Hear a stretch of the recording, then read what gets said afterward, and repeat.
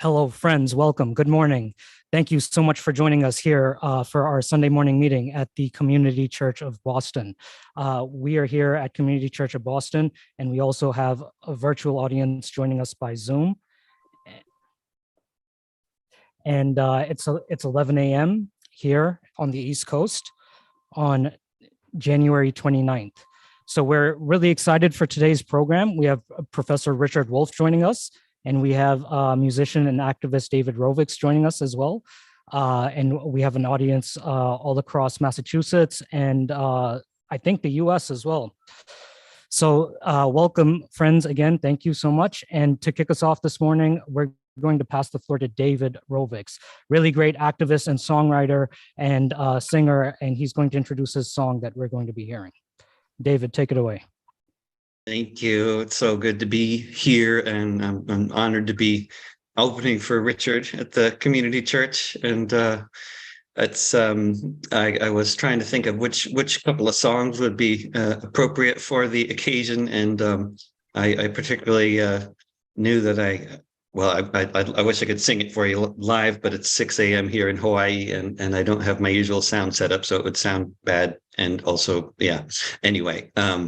We'll start out with a song about the financial crisis of 2008, and specifically how they dealt with it in Iceland, which I thought was an example that needed to be shared more widely. And you got it in video form from a concert I did about a year ago in Liverpool.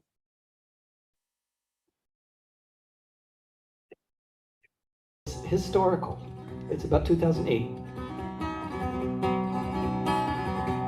Iceland is an island with 500,000 or so Vikings, mostly known for volcanoes, hot springs, and fishing, known for its welfare state for being good and socialistic, certainly not known for being corrupt or nepotistic. But in the USA and Europe, when they were deregulating banks, Iceland's politicians took bribes and joined their ranks. Soon you had a situation one would think just couldn't be, a bank whose debt was worth 10 times the country's GDP. When Wall Street imploded, sure enough it spread. Banks all over the world were floating in the red. All over the world, governments made the plan to cut spending and raise taxes on the working woman and working man. The banks were bailed out while the people had to pay. But in Iceland, people thought there must be a better way. And the earth stood still a moment. Fear was struck in every cough when Iceland told the bankers, Iceland told the bankers, Iceland told the bankers to fuck off. That's the chorus.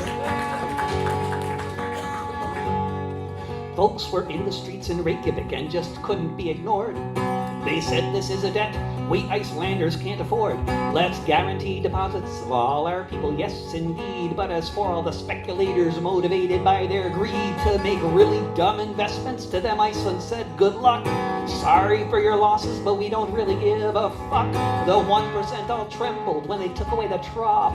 When Iceland told the bankers, Iceland told the bankers, Iceland told the bankers to fuck off. Gordon Brown called them terrorists, said we cannot let this stand. Who do these peacenik blondes think they are in Iceland? He threatened isolation and economy in flames. But the Icelanders said sorry, but the banks can settle their own claims, though that might be harder for them now that they're under house arrest. Or else they fled the country as they were most unwelcome guests. And now Reykjavik's recovery just makes the fat cats cough. Since Iceland told the bankers, Iceland told the bankers, Iceland told the bankers to fuck off. If you haven't heard of this example, perhaps there's a reason why. The owners of the world don't want this kind of shit to fly. They say we all must pay up. What happened? Huh? That's me? Is that my battery? Is it my battery? It just suddenly died. That could be. Is it my battery? I should change the battery, I suppose. Could do the rest of the song with the guitar quiet and the vocalist. You could kind of still hear it, huh? If you haven't heard of this example.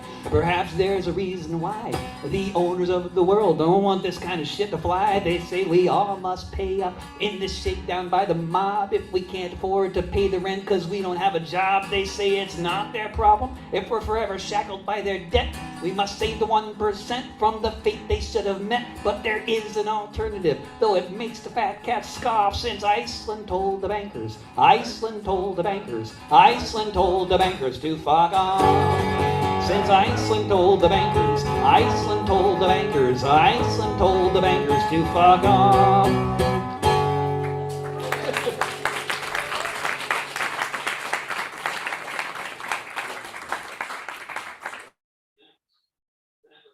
Well, I completely forgot about that part where the battery went dead. That was a bad selection of a recording to play. But anyway, there's the song anyway, and we'll pass it on to Richard.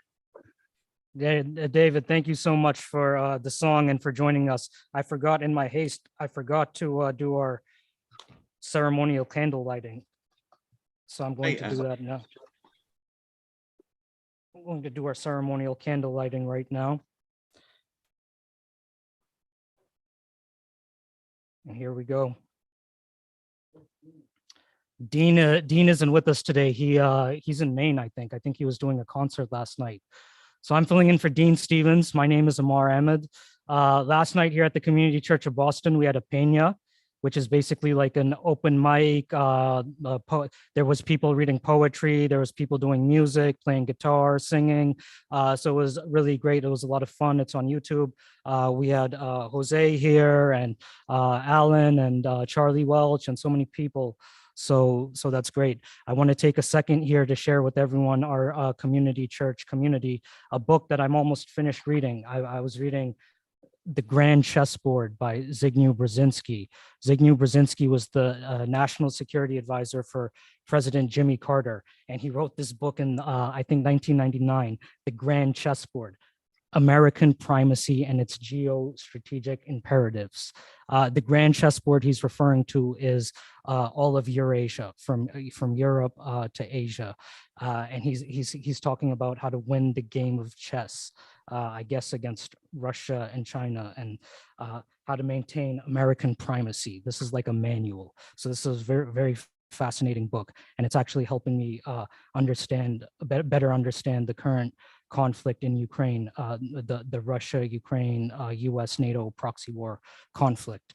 So anyways, we're really excited today. We have Professor Richard Wolff here with us. Professor Wolff is a well-known, prominent economist, professor emeritus at University of Massachusetts Amherst. He has a weekly program on economics called Democracy at Work. He has a book called The Sickness is the System, How Capitalism Fails to Protect Us. And that's the title of this talk today, The Sickness is the System. So Professor Wolff, welcome. Thank you so much for joining us today.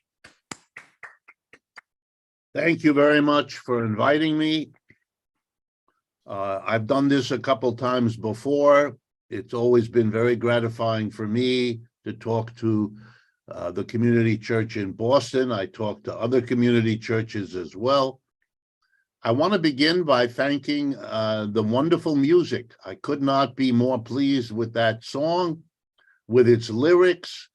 Don't worry about the battery. You came through loud and clear, and I wish for as many people as possible to hear about that.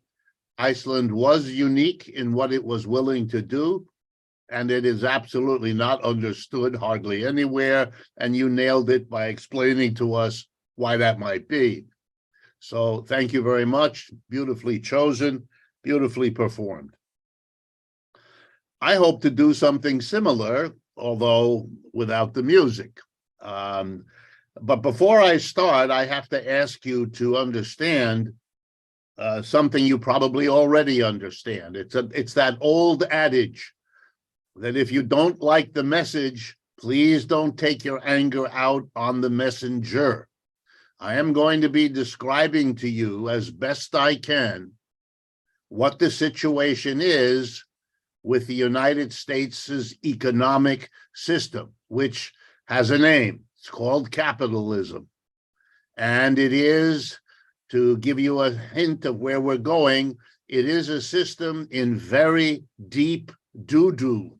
It is in the greatest difficulty that I have ever seen in my life, and you can tell from my white hair that I've been around a while. I never expected to see what I am experiencing. And I imagine for many of you, it is the same, unless you are committed to something my psychotherapist wife explains to me as the problem of denial.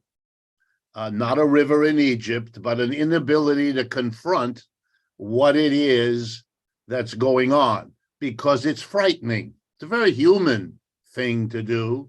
It's like a little child who puts his or her hands in front of her face when there's a scary dog in the neighborhood, because she still imagines at age 3 that if you don't see it, it isn't there.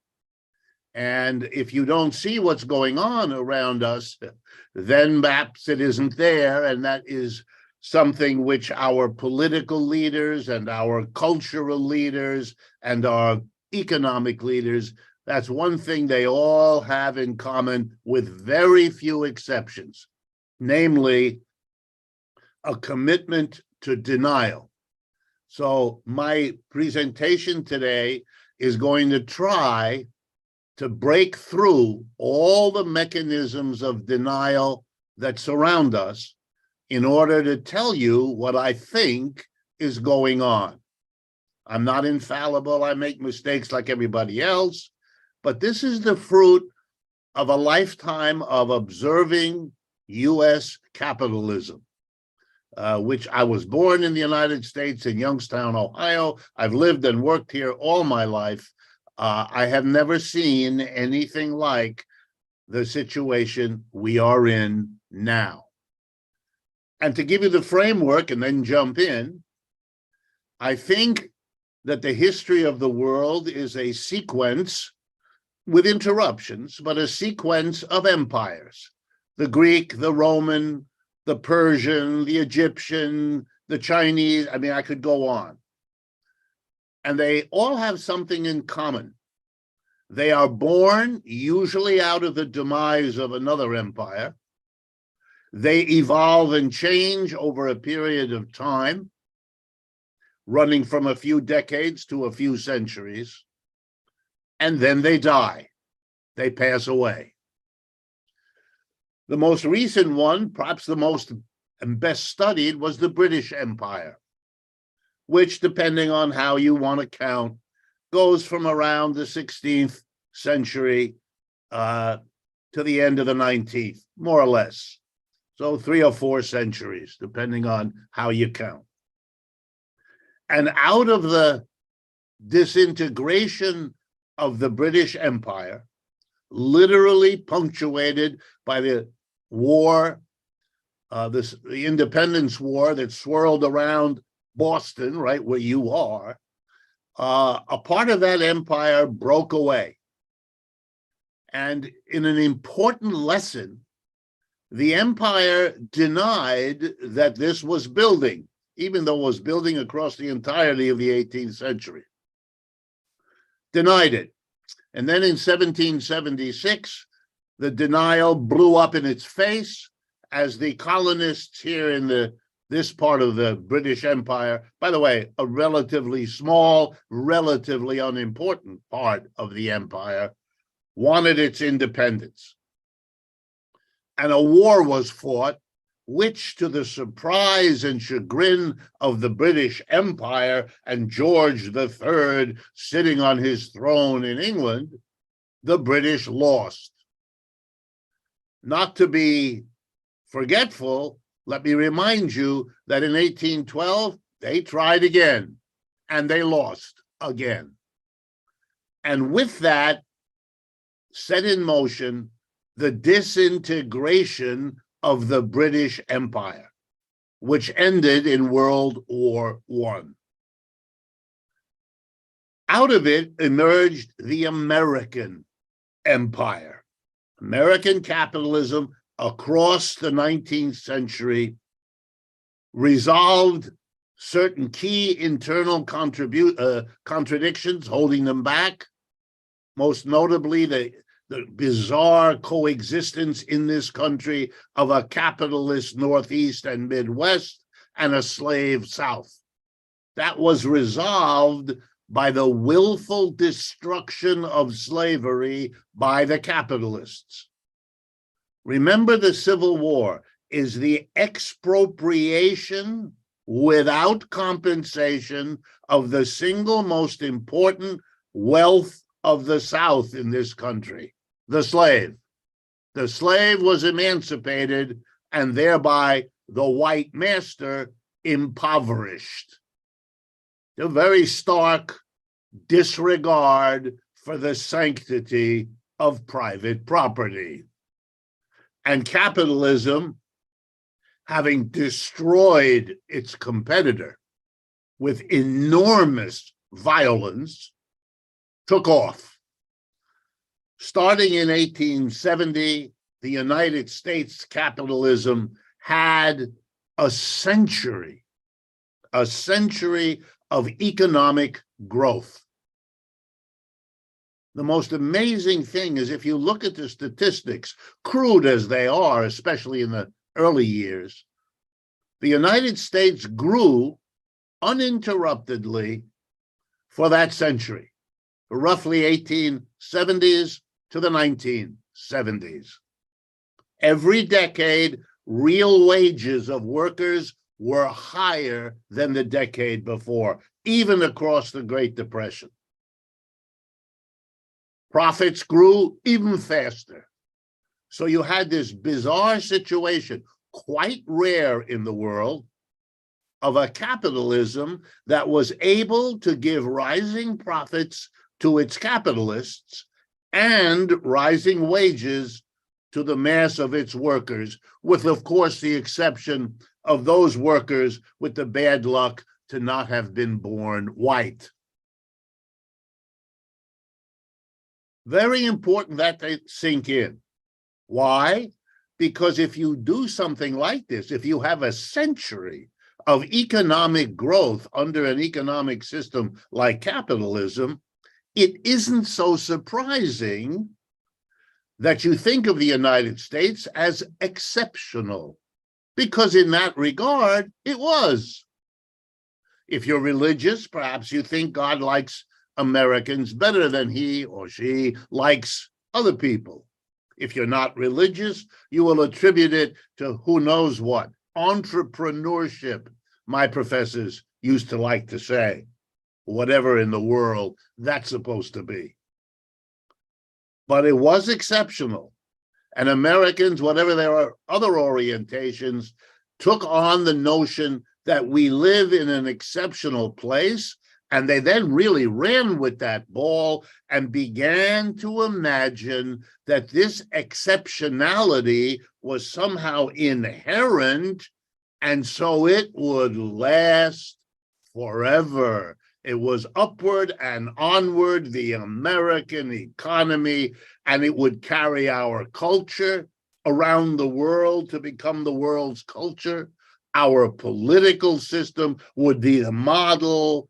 Our military would push away those backward people who wanted to resist. It became, and I use this word carefully, crazy. And of course, when the signs began to emerge that this empire, the United States empire, after 100-year rise up, was beginning to show the signs of decline, of peaking, of breaking, it's not surprising that the leaders of such a system with such a history would be deep into denying what had happened, not seeing what was exploding around them. Over the last few days, Americans have been confronted yet again with the level of violence committed every day somewhere in this country by the police against the citizens. And again, there are people who want to blame it on this or that particular policeman or woman, who will not see that this is a social phenomena. It has been going on for a long time, and it is getting worse. It's the same issue. It's the same denial. Okay, what exactly is being denied? Let's begin, and I apologize. I'm going to begin with economics, but that is what I know best, and that is what I have studied all my life. And so if I'm going to be useful to you, I want to share at first what I know best. Over the last 40 years, roughly 1980 to now, we have seen, and all economists of all political persuasions understand this and see it. We all use basically the same numbers, and with a few exceptions, of course, always we come to the same conclusion. Over the last 40 years, there has been a radical redistribution of wealth from the bottom and the middle to the top. And the more top you get, the top 10% have done really well. The top 5%, even better. The top 1%, even better than that. And the top 0.1%, the best of all. And you know them because in our society, we adulate them. I'm talking about Bill Gates or Elon Musk or Warren Buffett or fill in the blank. You know them. Our culture makes sure you know them. They became much richer. The top 10% became richer all across those 40 years. This was partly because, it's very important that you understand this, it was partly because we changed the tax laws in this country. We relieved taxes from corporations and the rich, and we switched them onto the middle and bottom. It was done by Republicans. It was done by Democrats. It didn't matter who was in the White House or who was controlling the houses of the Congress. The Democrats did it a little less quickly. The Republicans were a bit more intense. Speed varied. Content did not. Even more important than the changes in taxes was the phenomena of the relationship between capital and labor, that is, corporations and business on the one hand, and the mass of people, employees, on the other. As I've told you, real wages went up for a century, 1870s, 1970. Why 1970 do I pick that? Now I can tell you, because that's when real wages in America stopped rising. Absolutely epoch-making change. What is a real wage? It's the amount of money you get adjusted for the prices you pay. So, for example, if your wages go up 10%, you might feel good, but if all the prices you have to pay went up by 10%, you're no better off with a 10% bigger money wage than you were without it, because the prices have adjusted. We all know that in economics, so we don't use money wages, we use what's called real wages. Wages understood in terms of what it can afford you to buy. Goods, services, food, clothing, shelter, entertainment, education, medical care, whatever. Real wages rose. In other words, the money wages workers had from 1870 to 1970 rose more than the prices did. So they really got more stuff that they could afford to buy. In the 1970s, that stopped, and it has never resumed. The American working class today, earns, in terms of what it can afford to buy, the average American worker earns now what he or she did in 1978. Try to wrap your head around no more real wage increase. For a country that had enjoyed steady real wage rises for a century, this is a traumatic event. How was it handled in the United States? Denial. I won't embarrass you by asking how many of you know what I just said to be the case. How many of you have dwelt in your mind on what it might do to a population used to a rising wage when it is no longer available? There was no discussion at the time or since. No debate in this country. What do we do about all of this? The closest you got were vague gestures in which somebody says, gee, the middle class seems to be fading away, as if this were, I don't know, some sort of cosmic effect, or maybe the result of sunspots or allergies, or who knows what. But an analysis, either of why it happened or of what its consequences were, no, nothing serious. Well, let me tell you what some of the results were.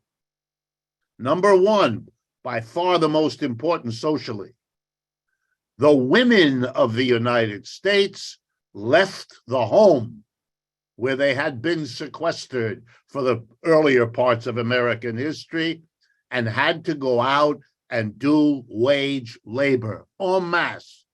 The only ones who had been doing that beforehand were Black and brown women. They'd long been doing it because they had to. And the poorest among the whites. But now suddenly, all women, all the wives and mothers had to go out. There was no other way to sustain the fantasy of growth, of the American dream, of what had been experienced in the previous century. The second most important effect, Americans began to realize that the only way they could participate in further growth of consumption, the way they had been led to believe was somehow inherent in the American experience, besides sending their wives out to work, besides following a career as a worker in a factory, you could now go back to work and be a greeter at Walmart's. But beside that, you could borrow money. In the 1970s, the banks of the United States decided that the consumer, to whom they had never lent money before, they would now lend money to. In other words, the credit card, which until then had been American Express in the hands of rich people and businessmen, would now become socialized. Everybody's wallet would be crammed full of plastic cards. Live off them. And so the American working class, from around the 1970s to the present, accumulated debt. We are a debt-ridden society in the way we never were before. We became pioneers, not in covered wagons going west, but in what we could cram plastic in our wallets.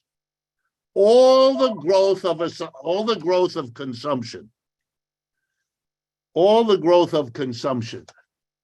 in the last 40 years has been based on women's labor, women's earnings, and debt. Families have become much more complicated institutions to survive.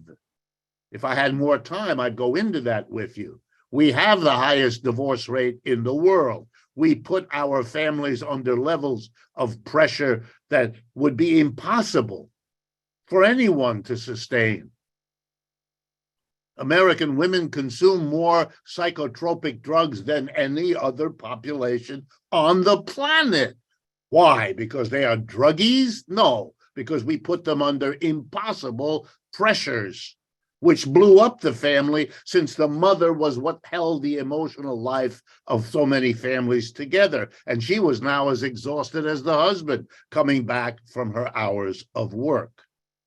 The empire's foundation is beginning to crack. Well, you keep assuming more debt, which the American working class did. It borrowed. It had borrowed with government support for its house. That's how mortgages developed. For those of you who don't know, mortgages were never given to working class people to buy a home until the Great Depression. To get us out of the Great Depression, the government took the step of guaranteeing the mortgages so the banks could lend without a risk. Otherwise, they wouldn't have, because they never did. So the American Homeowner Society is a product of the government, not of private enterprise, which was too greedy and too frightened to ever do it. Home loaning, then the car had to be paid for with loans because working class couldn't afford it. Then the credit card, so you could buy everything.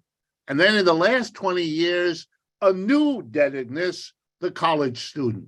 So by now the family is dying, floating in levels of debt it cannot support because the underlying wage didn't go up, just the debts. And it doesn't take a PhD in economics, although I have that, for you to understand that if the underlying wage doesn't go up, you can't keep accumulating debt, because the time will come, and it's called 2008, and that's why that song is so appropriate, when the credit system exploded.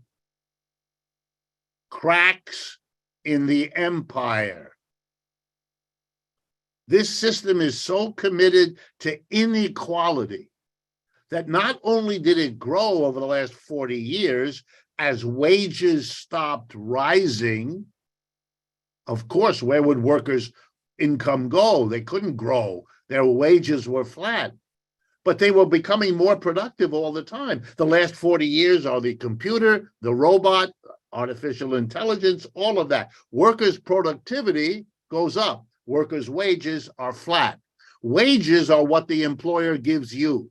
Productivity is what you give the employer. If what the employer gives you is flat and what you give the employer keeps rising, guess what? You have inequality. You're taking all your growing output and giving it to one small class of people. Employers are 1%, 2%, 3% of our population, if that. They get it. Even across COVID-19 pandemic, inequality got worse. And what did we do to the working class after we gave them 40 years of losing everything, their families falling apart, their position in American society, their growing wealth, a kind of affirmation that somehow you're doing better? All of it's taken away. Then we hit them with COVID. Then we hit them with an inflation. And now we're hitting them with rising interest rates. Let me frighten you, if I may, if what I've said hasn't done that job already. There is an example in history of another working class over a small number of years being hit with economic blows on a scale of what's happening here. The example is Germany. And here's how it works. In the second half of the 19th century, as the British Empire is declining, the United States is not the only competitor looking to replace the British. There is another one, Germany. World War I defeats Germany. Britain, with its allies, defeat Germany, throw them out of the competition, wipe them out, impose at the end a reparations they couldn't possibly pay. The German working class, which had been built up across the 19th century to to believe it was creating a whole new globe. In German, it's called Das Deutsche Reich, R-E-I-C-H. That's like the German Empire. And it had, territories in Asia, it had territories in Africa, and so on. All that was smashed when the unthinkable happened in 1914 to 1918. Germany was defeated. The empire was taken away, literally. The British took the colonies in Africa away from the Germans and made them British colonies. Everything for them destroyed. It was a trauma for the German working class. It ended in 1918 with defeat. Within 4 years, early 1920, late 22, early 1923, literally a century ago, Germany then experienced the worst inflation in modern times anywhere in the West. In a period of 9 months, the German currency went from 6 Deutschmark to the dollar to 4 trillion Deutschmark to the dollar. Prices doubled over weeks at a time, every hour of the day. Any savings accumulated by a German family, and they were very frugal, were wiped out. 6 generations saving money, had enough money put away to buy a quarter pound of butter. They were done. And 5 years after that, in 1929, the Great Depression hit Germany. It was too much. You cannot hit a working class, even the German working class, which was the best educated, most productive, and most progressive working class anywhere in Europe. No contest. Even that, it was too much. And in 1932, those German people, overwhelmed by what they had been put through, turned around and supported a little Austrian with a black mustache, Adolf Hitler, and you know the rest of the story. Don't be surprised that we have a resurgence of white supremacy, that we have characters like Trump, that we have all of. We're just living out, here we go, the same sad scenario. Denial, not explaining to people the foundation of what they're assuming, not talking honestly about its disappearance, the cracks, what it means when your empire has that fun ride up begin to be replaced by the much less fun ride down. We're in very deep trouble. 2 or 3 examples, and then I'll move on. For the last half century, we have benefited enormously by the fact that there's one international currency, money. It's the US dollar. It's as good as gold because it literally functions like gold. That's over. Ukraine simply speeds up the process.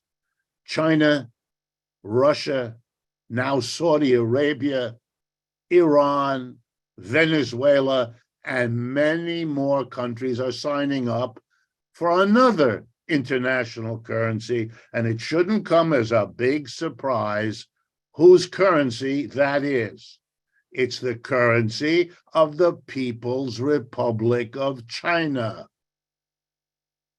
China shows all the signs of a rising empire, matching all the signs of a declining empire here.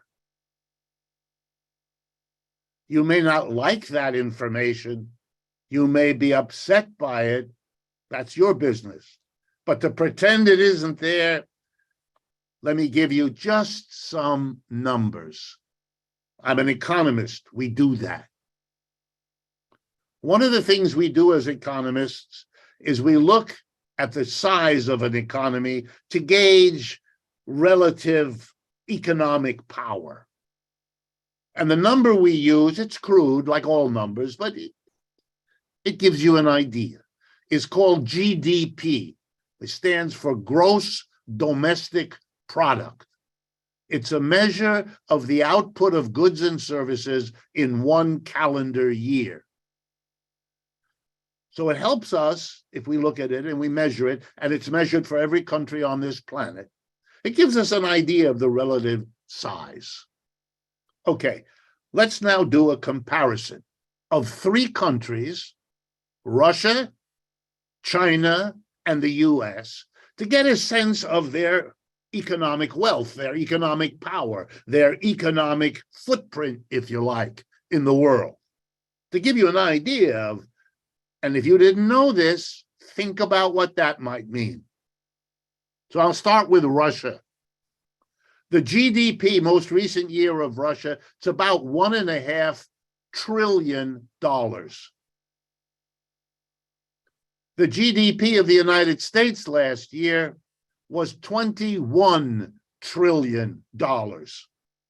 Do you understand? Russia has never been, and is not now, anything like a serious economic competitor of the United States. It never was. It never came close. It may have had some nuclear weapons to worry about. It may have had political influence, but as an economic unit, only people systematically denied the simple statistic I just gave you could believe that. Russia has $1.5 trillion GDP. The United States alone, 21. You know who has a bigger economic footprint than Russia? Italy. The United States is allied with Britain, France, Germany, Italy, and many other countries against Russia. If you put them all together, it's like 30, maybe $35 trillion against Russia with 1.5. What are you talking about? A war. This is a war between David and Goliath. And you're not going to be happy with who is playing which role. Think about it. Now China. What's the GDP of China? Ready? $17.5 trillion. That's a competitor. That's a competitor. Not Russia, China. That's the empire emerging. Not Russia, China. And why? Easy to explain. Over the last 25, 30 years, just try to drink in these numbers. Over the last 25 or 30 years, annual growth of GDP, how fast is the economy growing? Here in the United States, 2%, maybe slightly more, 2.3%, somewhere in there. Let's be generous, 2 to 3%. US, average annual growth. China, average annual growth, 6 to 9%. End of conversation. That's why China went from being one of the poorest countries in the world to being the competitor of the United States, one of the richest. You know what it's like? It's a story a little like the colony in North America being a place for furs and then becoming the new empire, so that the roles between between Great Britain and its colony were reversed. Now Britain is our colony, as any honest appraisal of the relationship between these two countries would immediately acknowledge. In Britain, one of the most common jokes you can hear is that when the United States tells Britain to jump, the response of Britain is, how high? It's a question. China has overtaken the United States in dozens of fields. particularly the highest tech ones. Young people around you are using TikTok. That's Chinese as a social media. What's going on? The United States doesn't know what to do. Having not learned the lessons, having not understood what denial means, for a long time, they denied. Because to see the rise of China is to take a step in the direction that might make you confront what's happening to you. And that's a taboo. Wow. Finally, the United States figures it out. And what does it do? As if it learned nothing from its history? It tries warfare.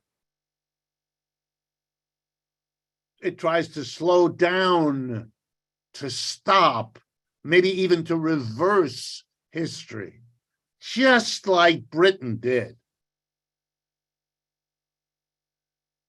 Mr. Trump declared a trade war against China. You remember? It's not that many years ago.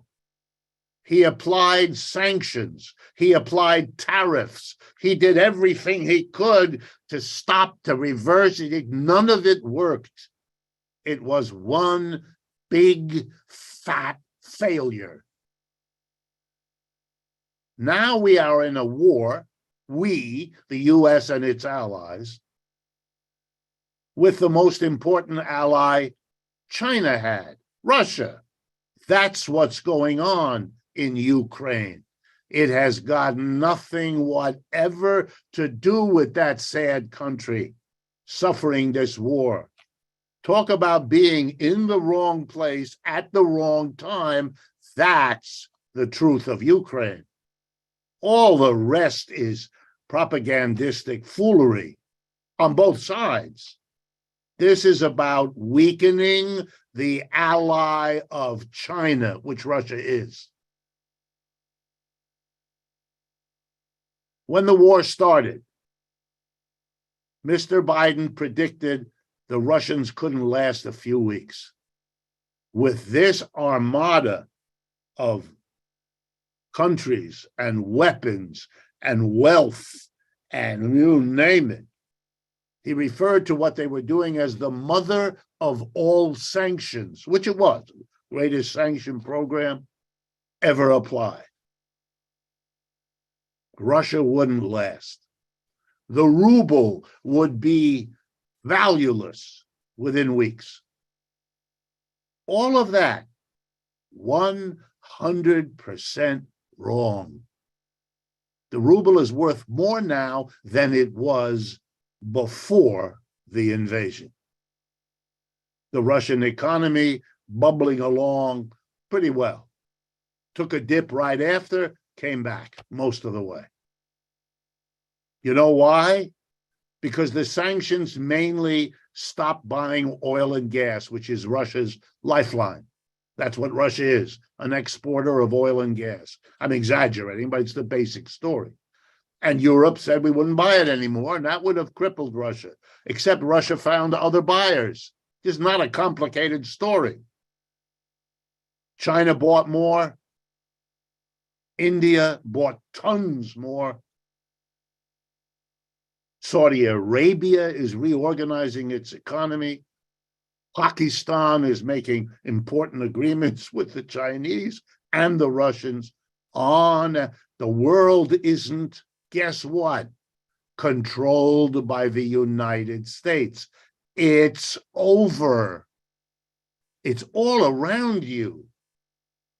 The United Nations took a vote on Ukraine. The majority of people did not agree, the majority of countries did not agree with the United States. They either voted on the side of Russia or they abstained. They refused to participate. It's over. But you live in an environment which needs to deny it. The divisions in our society become worse with each passing day, because they're grounded in a reality that isn't changing. Inequality, as I'm speaking to you, is continuing to get worse.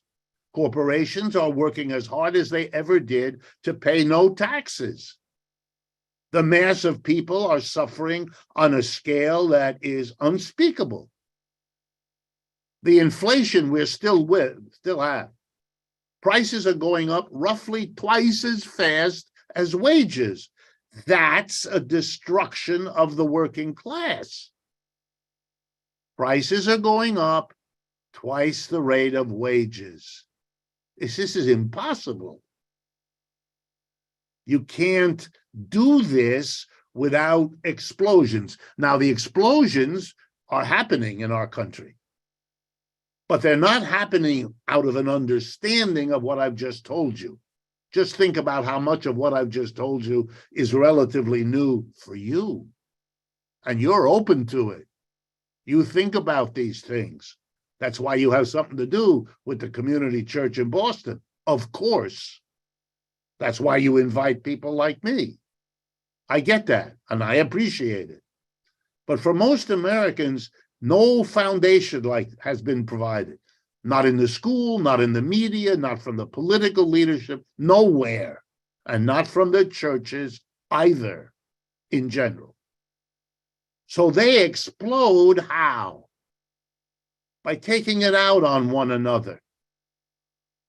Crime, bitterness, resentment, a politics of scapegoating. I mean, how else explain preposterous notions that become serious? This is a country, United States, of 325, 30 million people. The biggest estimate I've ever seen of undocumented immigrants in our country says 10 million. Okay. There's no way 10 million of the poorest people there are, immigrants from Central America, are the cause of the difficulties of a capitalist economy of 330 million people. That's silly. That's on a level, that an elementary school kindergarten kid wouldn't come up with something as off the chart as that. But we have serious politicians pandering to the political notion that we have a serious problem at our borders. Actually, we do. If you talk to corporate executives, as I do, the biggest problem for the last 6 months, guess what? It's called, ready? Labor shortage. Gee, you know how we're going to solve that? By bringing in immigrants, which is what they want. They don't know how to do it politically yet. They're working on that. But the politicians still have the upper hand. It's a wonderful way to pander to a desperate political mass.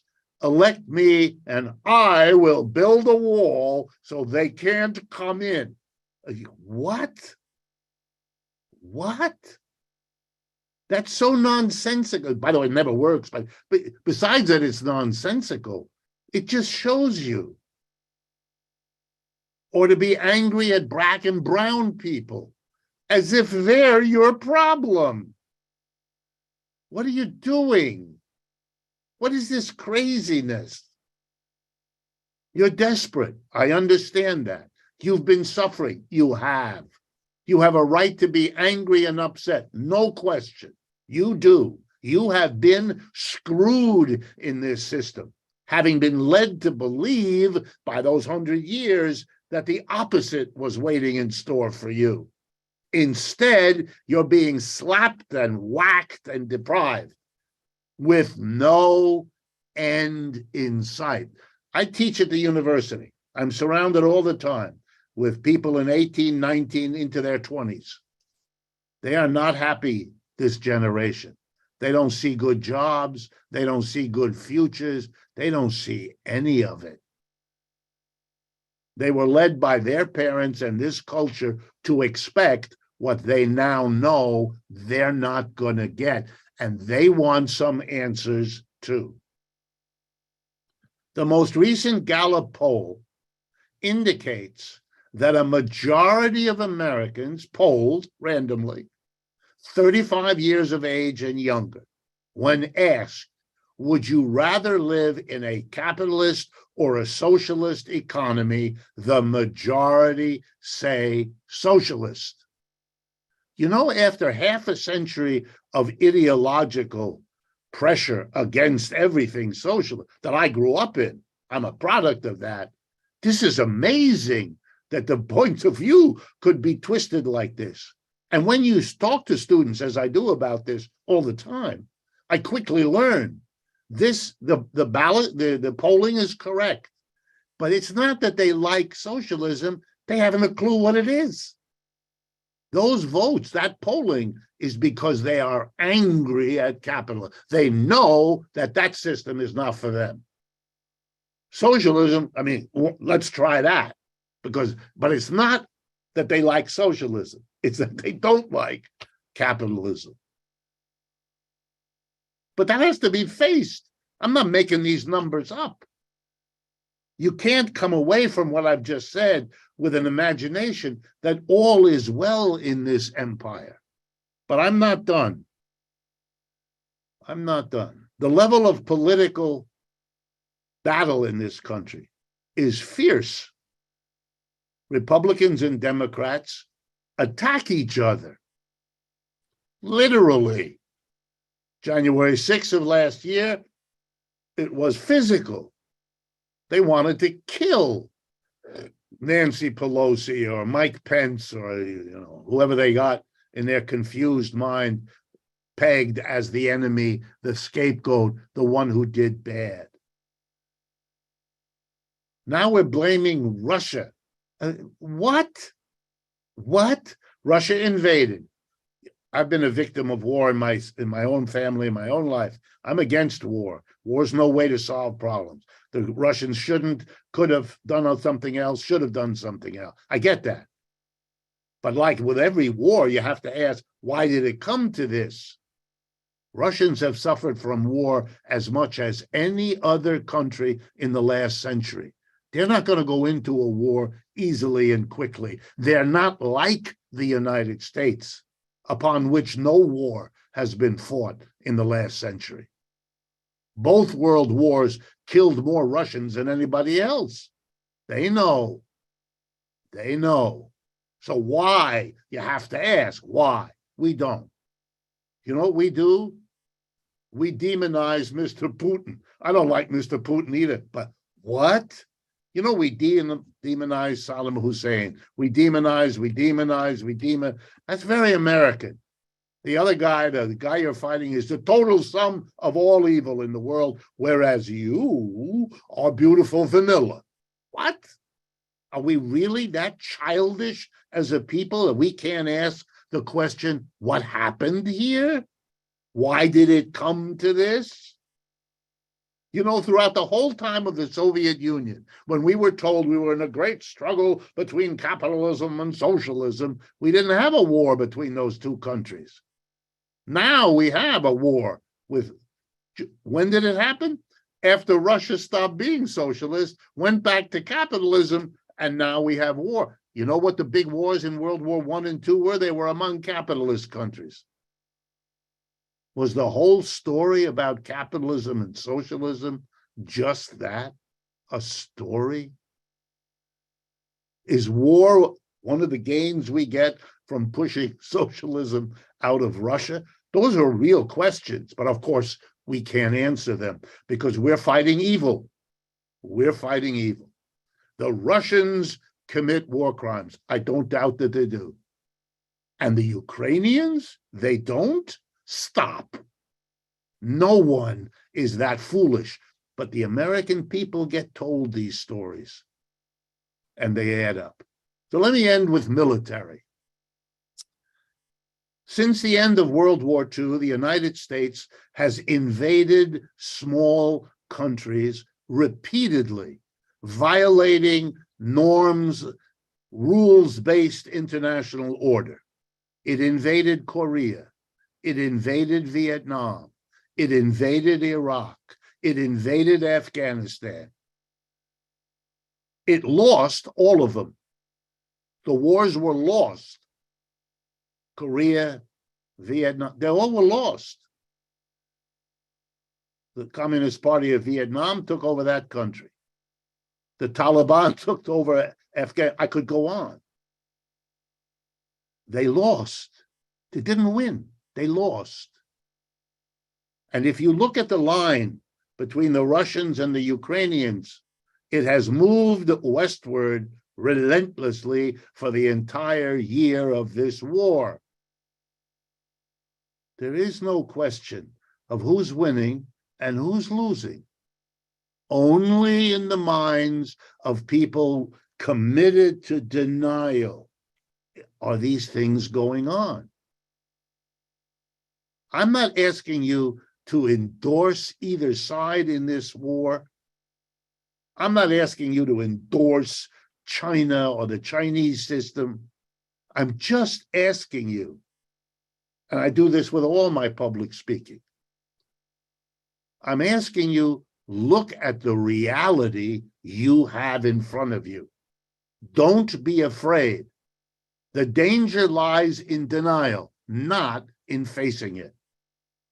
And if we face it, there is a lesson to be learned from the British Empire.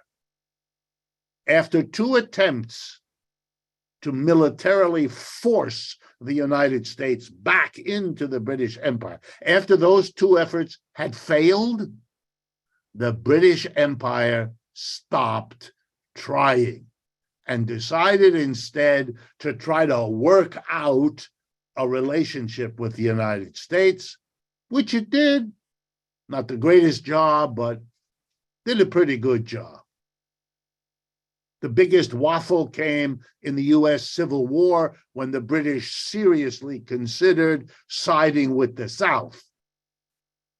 They didn't, but they came close.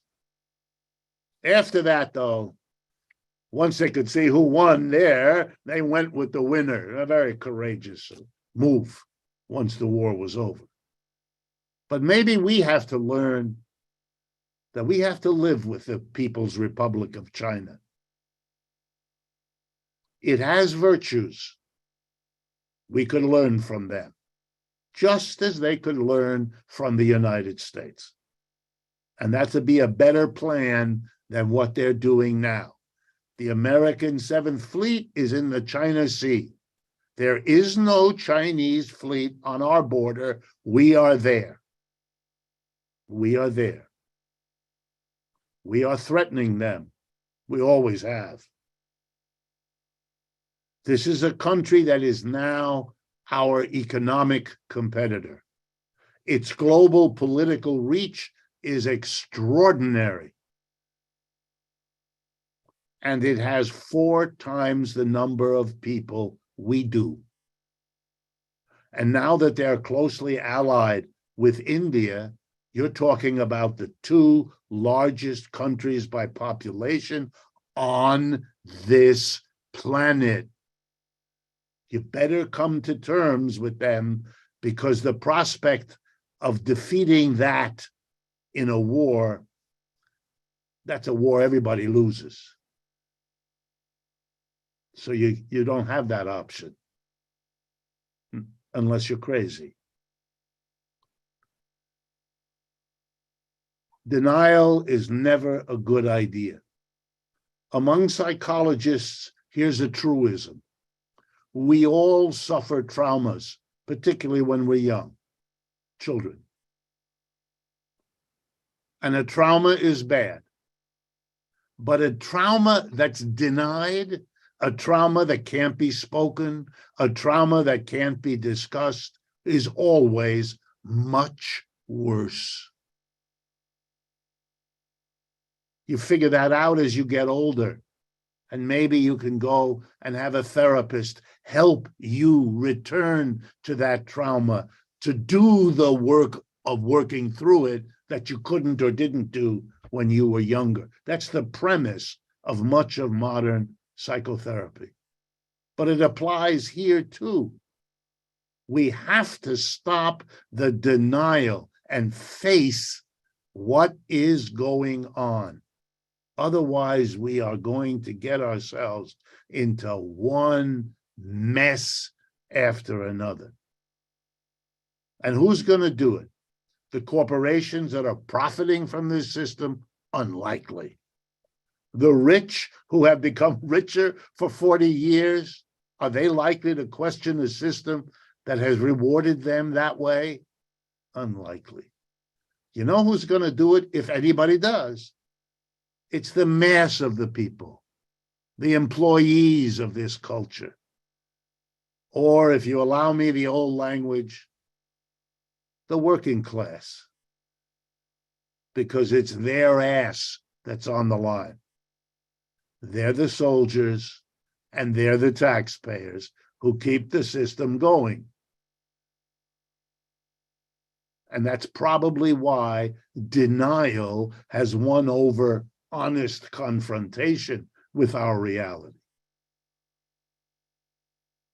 Marx once said that the capitalist class will, in the end, destroy itself.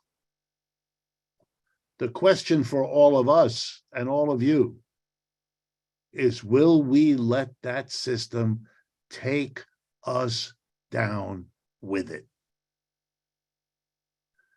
Thank you. I've used up my time. I hope you have found it of interest. Thank you so much, Professor Wolff. Thank you for that really excellent talk and for forcing us to confront this denial that's programmed into us from our academic and political and media institutions, our denial in regards to the decline of the US empire and the self-destructive and immoral policies of the US in regards to Ukraine, Russia-Ukraine, failed economic policies, and more. We're really excited to explore some of these topics more during our Q&A session.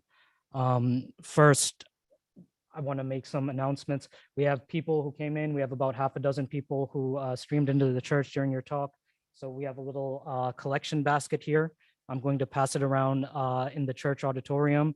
So people, if they have any spare change or anything in their pockets, that'd be much appreciated. And also we have a digital collection basket where people can donate to the church by PayPal. And I'll share the link to that in the Zoom chat and also in the YouTube chat. If people, we have dozens of people watching on Zoom and YouTube. If people want to be added to Community Church of Boston's email list, they can share their email addresses in the Zoom chat or in the YouTube chat, and I'll add them to the email list. And I just want to announce a couple upcoming events. Next Sunday, this time 11 a.m. next Sunday, we have an associate professor from Boston University's School of Theology who's been doing archival work here with documents at the Community Church of Boston. We have Associate Professor Radi Roldan Figueroa, who will be talking about Diego Mendoza Lacan and the Sanctuary Movement. So that's tune in next Sunday for that. My friend Nino Brown, who's an organizer with Party for Socialism and Liberation, he'll be speaking on our W.E.B. Du Bois Day about W.E.B. Du Bois, who's also spoken at this church many times, actually. And some of those recordings we've digitized and put up on our YouTube channel. And on February 22nd, we're hosting a film screening here. It's an Al Jazeera documentary called, it's about the Holy Land 5 Foundation. The Holy Land 5 was a Muslim Palestinian charity who was persecuted by the US government in the post 9/11 anti-Muslim hysteria. And the Community Church of Boston, our annual Sacco and Vanzetti Award in 2022, we awarded it to the Holy Land 5 Foundation. So we're having an in-person and virtual film screening about a documentary about the Holy Land 5 Foundation on February 22nd at 7 p.m. So yes, please share your emails in the chat and join our email list, and look out for the donation link I'll put in the chat in a second. At Community Church of Boston, music is part of our culture. And that's why last night we had a peña where people were singing and playing guitar and reading poetry. And today we have David Rovix joining us from Hawaii. So David, welcome. Thanks again for joining us. And please introduce your next song. Thank you. And I just have to say that was, as with so many of Professor Wolff's podcasts, that was some of the most incisive explanations of history and economics and present day politics and so much more that I ever get to hear. And his podcasts are great too. I highly recommend them. And I basically, as a singer-songwriter, I have been trying to explain these concepts and talk about history in much in musical form, trying to introduce these ideas. Many of the ones that Richard's just been talking about, I could give you a whole playlist of my efforts to explain exactly what the sorts of phenomena that he's explaining. But as with the way he ended his talk, I tend to end my concerts on a similar note. So I figured the second song would be one I wrote called "When the Workers of the World Combine," which is clearly what is absolutely necessary for if we're ever going to actually create a better world, not dominated by the U.S. capitalist empire. So this is a song called "When the Workers of the World Combine" from my 2021 album called Mayday.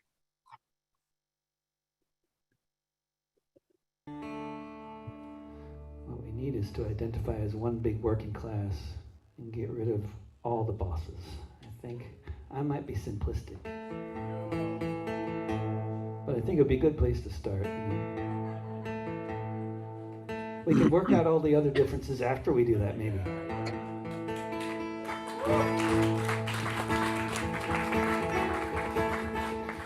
That's called class reductionism, by the way. I'm a class reductionist. That's what I got kicked out of the anarchism subreddit for being a class reductionist. And I got kicked out of the socialism subreddit for being a liberal. And you get kicked out of the socialism subreddit if you just mention the existence of elections. I'm serious. It is so bizarre. It is. I have no idea which kind of fascists are running the socialism subreddit, but it's definitely not socialists. It got taken over, and I have no idea what happened. But the anarchism subreddit is even worse. The Industrial Workers of the World has a subreddit, which is really cool. That's run by good people, and so I just hang around there if I'm on Reddit. But generally from a mental health, I avoid all those things as much as possible. But I have to post on them. You got to tell people where you're playing and stuff. Then they call you a class reductionist.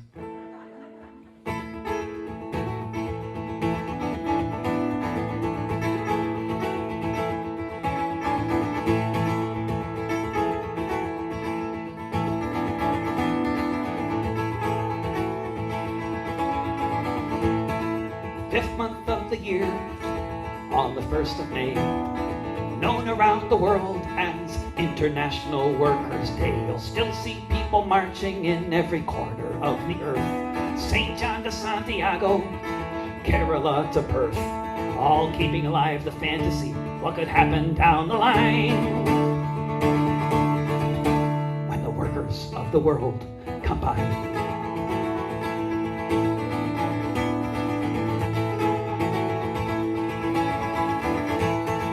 You can see us gathering early in the morn. Some are celebrating the shackles we've shorn, while so many billions are just waiting for the moment that we might stop losing the class war, when someday we can all say, yeah, we're doing fine, when the workers of the world combine.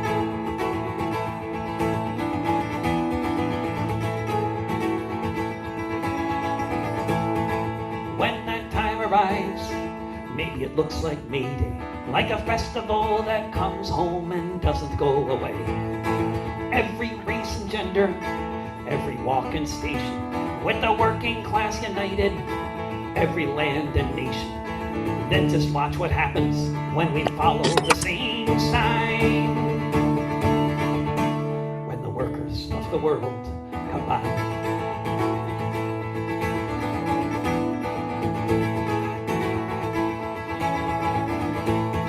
The 5th month of the year, on the 1st of May, known around the world as International Workers' Day.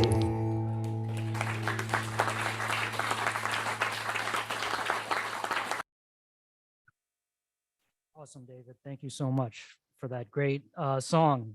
Very relevant to our topic and our guest today. Thank you. Thank you.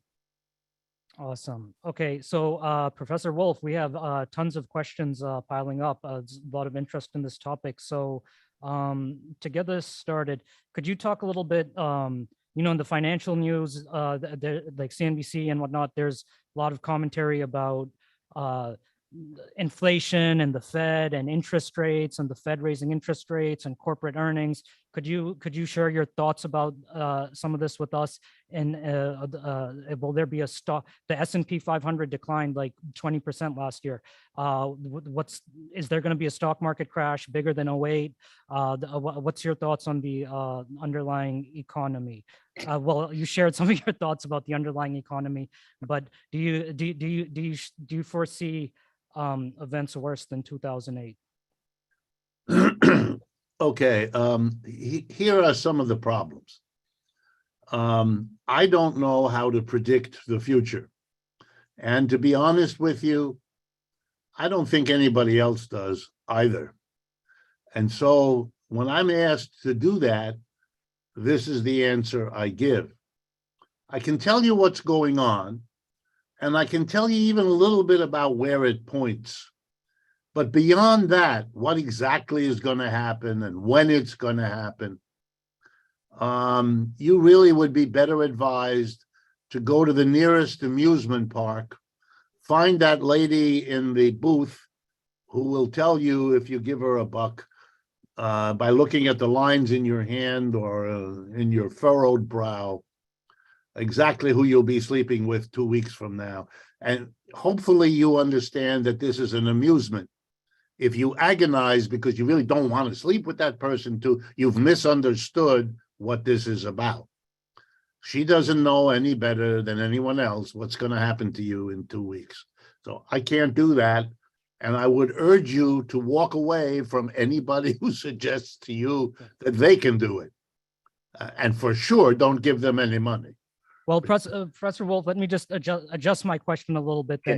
Okay. As you talk about the decline of the U.S. empire and socioeconomic implications it has for us here and political implications it has for us that you alluded to, what would your advice be to the average, what would your advice, if any, be to the average person and the average family on how, what they can or should do to protect their financial well-being, their economic future?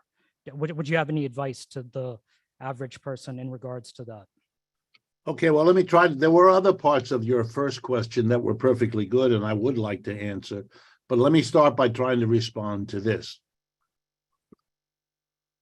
Capitalism is noteworthy for being an unstable economic system. What do I mean? We have an agency here in the United States that every economist looks to. It's called the National Bureau of Economic Research, NBER. It keeps many records of the U.S. capitalist system. And if you're interested in that, go to the website of the NBER and you will see they are pro-capitalist, they are part of the system, but they are a very good source of information. One of the things they do is keep track of the ups and downs of this system, the upturns and the downturns, the periods of prosperity, the periods of recession and depression. In other words, they keep track of the instability of the system. And here's what they have found. And this work has then been extended by them and others to capitalism around the world. Here's the conclusion. Wherever capitalism has settled in the world, it is periodic. That is, it's unstable. It oscillates between ups and downs.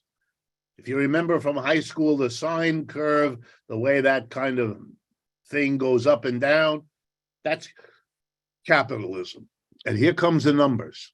Every 4 to 7 years, on average, capitalism crashes. Sometimes the crashes are harsh and deep and cut very far and last a long time. Other times the downturns are shallow and short. In the Great Depression, it hit in October of 1929, and it wasn't really over until 1940-41. So we're talking 11 years, more or less. Others have been short and counted in months. But every 4 to 7 years on average, they happen. Sometimes, it takes 8 or 9 years. Sometimes it only takes 2, but the average 4 to 7. That means in every one of our lives, yours and mine, we're going to experience capitalism as a bouncing ball.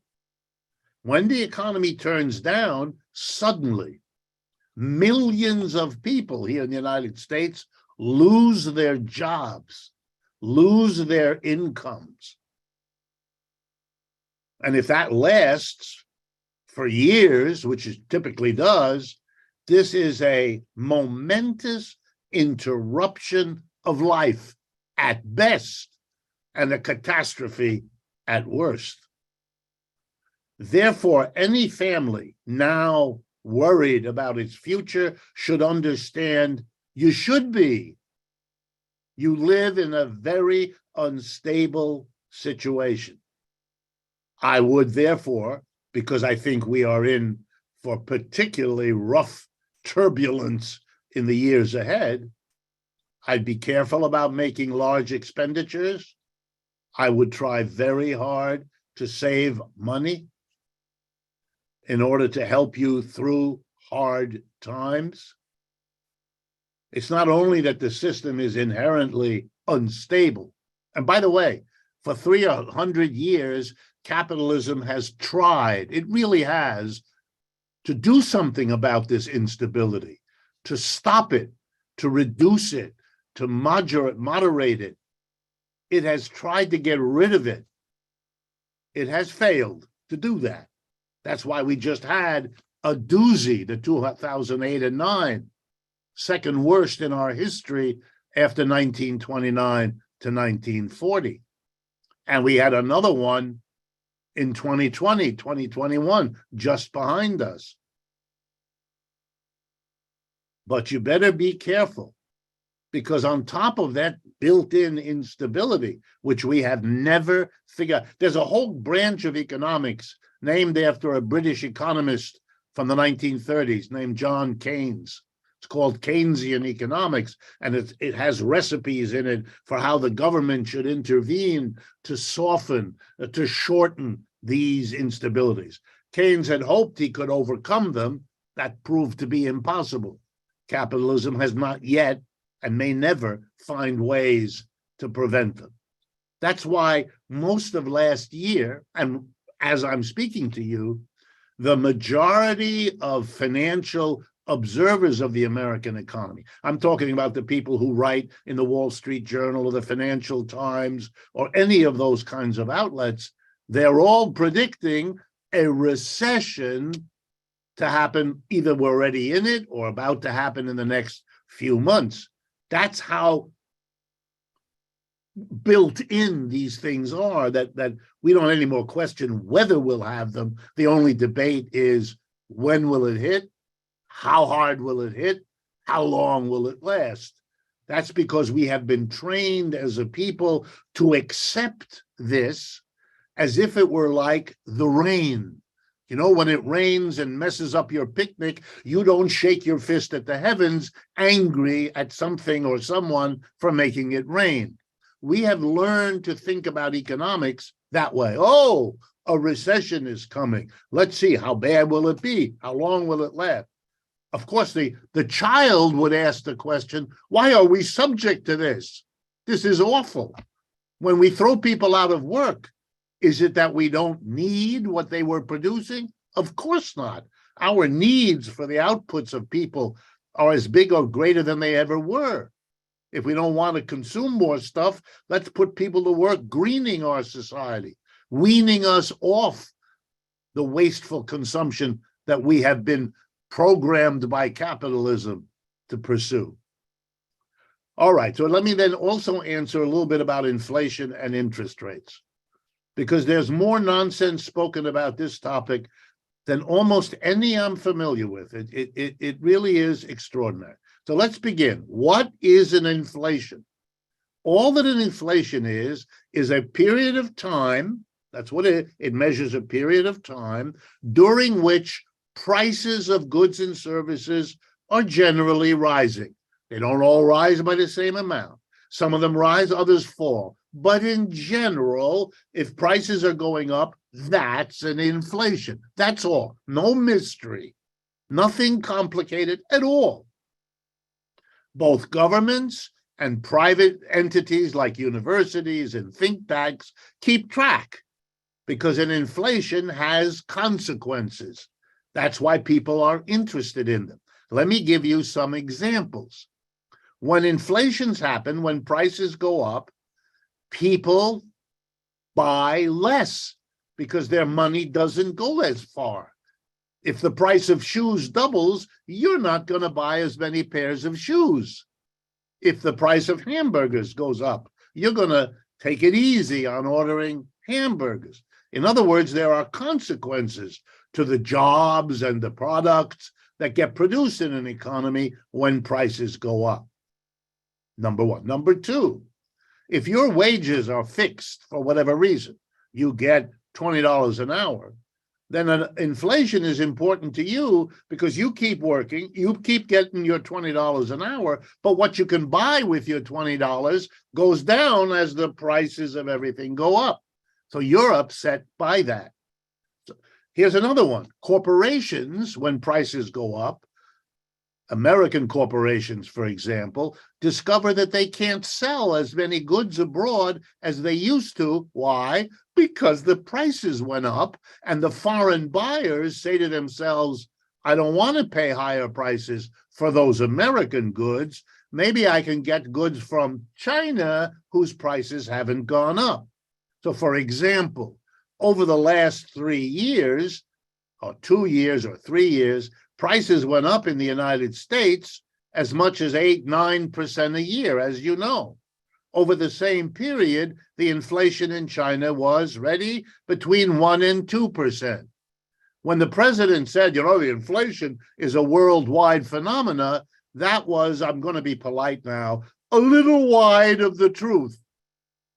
There are places that don't have the inflation. By the way, China wasn't the only one. Japan didn't have it either. And that means people around the world watching the inflation raise prices in the US switch and buy instead Japanese or Chinese or other people's whose prices haven't. For all those reasons, we study it.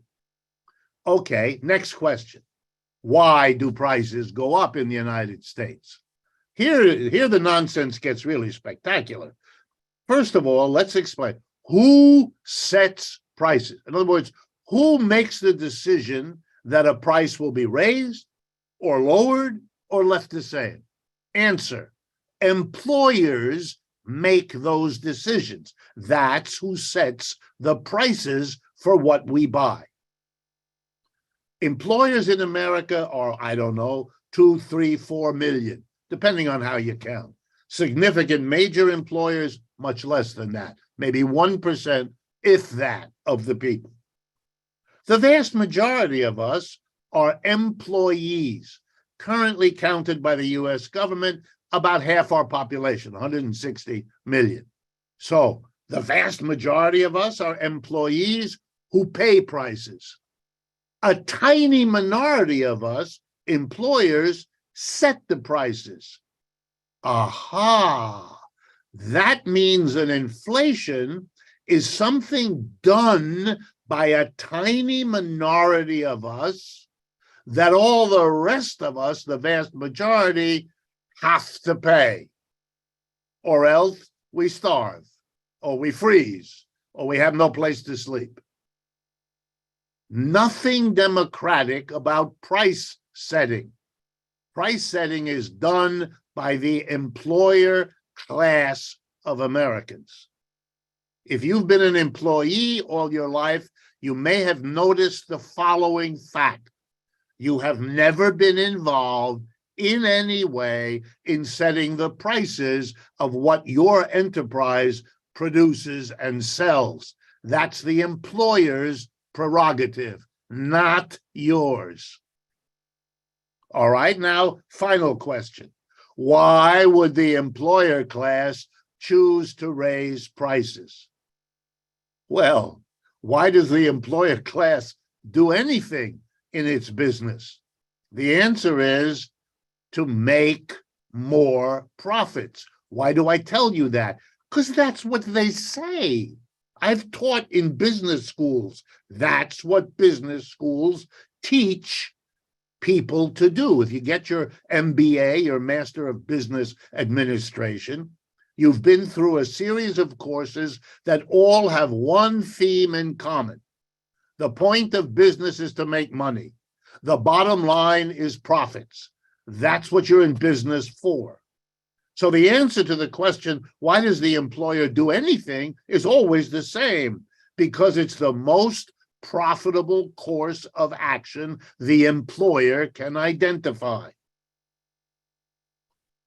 In 2022, when we really experienced the booming inflation that we're still living with, employers made the decision that their best shot at making profits was by raising prices. 3 years earlier, they made a different decision, that their best shot at making money was by changing their supplier or by hiring a different group of workers. Employers are always making various decisions. Price setting is one of them. If they think they can make more money by raising prices, they do that. They are not there to do what's good for the working class. It doesn't occur to them. They don't hate the working class. They just assume the working class be better off than not. But that's not their job. That's somebody else's. Their job is to make money in and with their business. So they made the decision. And by the way, they seem to have made a pretty good decision. Why do I say that? Because in the year 2022 was a year in which not only prices went up, but so did profits. It worked. They made more profits, even though they had raised prices. It was a good decision that they made. The reason the stock market went down is completely different. That's because over the last 40 years, we've had the greatest run-up in stock prices of any comparable period in American history. That goes back to my talk a few minutes ago, because the last 40 years, real wages were flat, productivity per worker went up. It was a time for corporations to make a lot of money. So if you have a piece of a corporation, that's what the stock market sells, shares, pieces of a corporation, you're going to cash in. And the American stock market had boomed between 1980 and 2020. It had boomed so far that the people who specialize in investing in the stock market, the 10% of the American people who own 80% of the shares, they were very worried that the American economy had not grown the way the stock market prices had, and that it might be a good idea to do what they call take your profits, sell those shares that have gone up so nicely over the last 20, 30, 40 years, because they're about to go down. And the stock market is a place where prophecies are always self-fulfilling. If a lot of people think it's a good time to sell, they will, and that'll drive down the price. And that's why the price of shares in 2022 went down about 20%, even though the profits the companies made were going up. Happens all the time, no mystery, and don't be bamboozled by the stories of inflation. There's nothing mysterious about it. It's just another strategy corporations will deploy when that's the best profit-making activity they can engage in.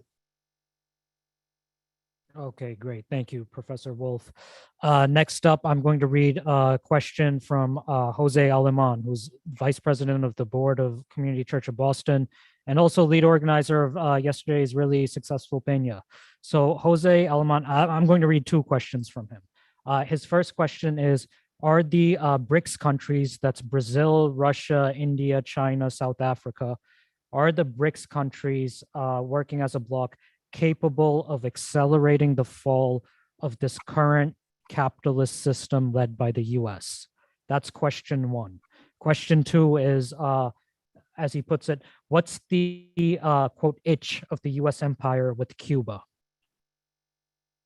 I'm sorry, the last question, what was it? What's the itch, or what's the concern or interest of the US empire with Cuba? Okay.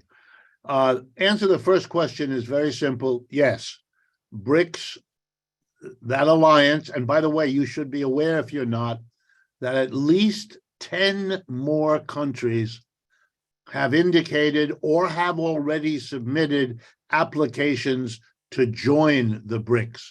So we're pretty soon going to have a much longer set of initials to designate that. The core will still be BRICS as we know it now, because those are, I mean, obviously very large.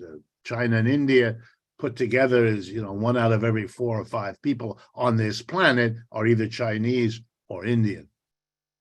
But they are, as they rise, as they grow, as they increase their economic footprint, their economic influence, they are definitely part of the decline of the US empire and the rise of whatever it's going to be called.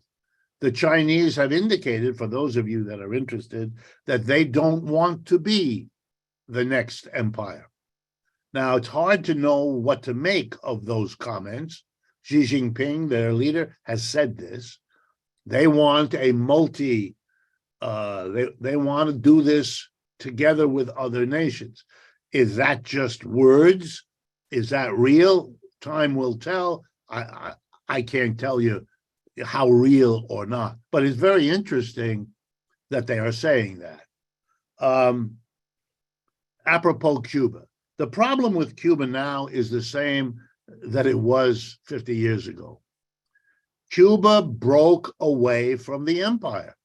Cuba did to the American empire what the United States did to the British Empire.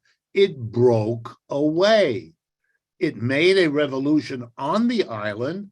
That was Castro's achievement against the previous dictator, a man named Batista.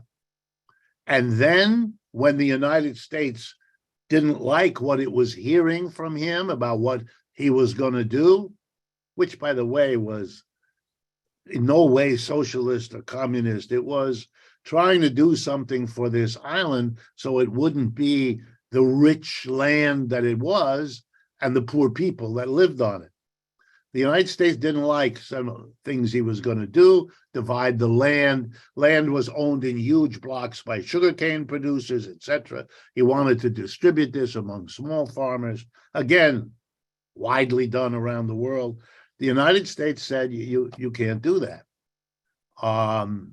He persisted, and then the United States organized, funded, and used its airplanes to drop people on the island back in 1961 who tried to make a revolution against Castro. Castro either knew about it or was prepared. Anyway, he defeated this group, It's called the Bay of Pigs because that's where these Cubans were landed to fight against him. That was defeated. At that point, Castro became more anti-American because they had just tried to overthrow him. And he was frightened what the U.S. would do, which he should have been, because the next step of the United States was effectively to try to bring Cuba to its knees. And the way to do that was to refuse, it's called an embargo, to refuse to buy sugar.